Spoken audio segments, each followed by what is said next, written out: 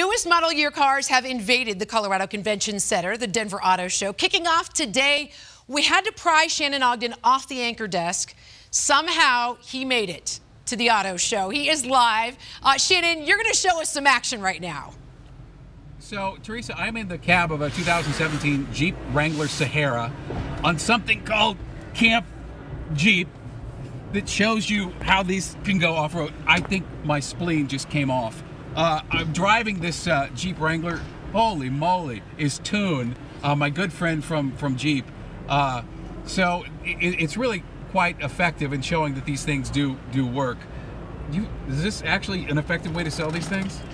Well, if you look around, Shannon, who else is letting you in your car? Indoors at the auto show. That's a good point. And you get to sit in it, you get to feel it, and get to feel what four-wheel drive's about. So, and I'm curious, you've been doing this ride for a while. Anybody have a adverse reaction? Yeah, you get a couple. You know, you have to maybe point their head in the right direction out the window. Okay. Yeah, I could definitely see that.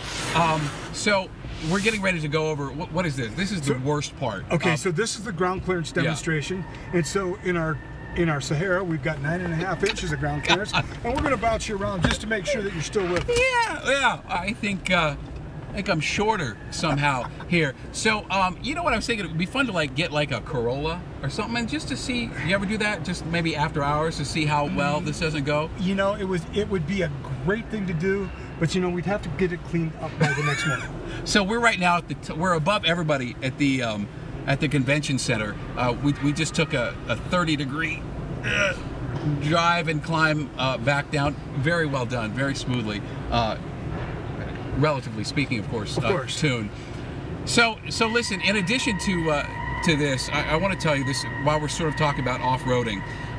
Just about an hour east of Denver, a very special place in off-roading racing world, and it's born out of both the love of racing and the love of family. Here's Denver 7's Jackie Crea tonight.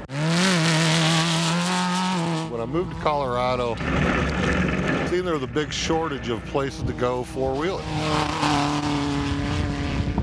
It's just wide open space, a few signs, and a trailer out front. But to Carl Myron, for more than a decade, Colorado Off-Road Extreme has been a place for riders to come and kick up the dust.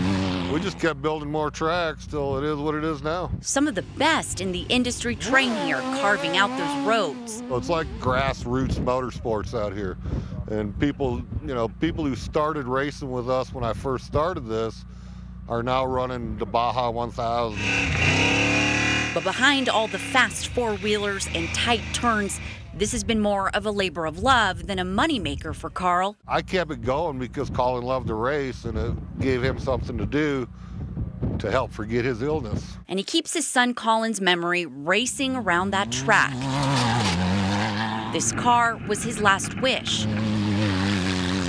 Colin died a few years ago from cystic fibrosis, a disease he fought his entire life. And it's a real competitive Class 10 desert car, which he raced out here all the time till he passed. And it might be that love for family that keeps people coming back, like Larry Luce, who races for fun. Okay, we're gonna go on the short mile course. Hang on.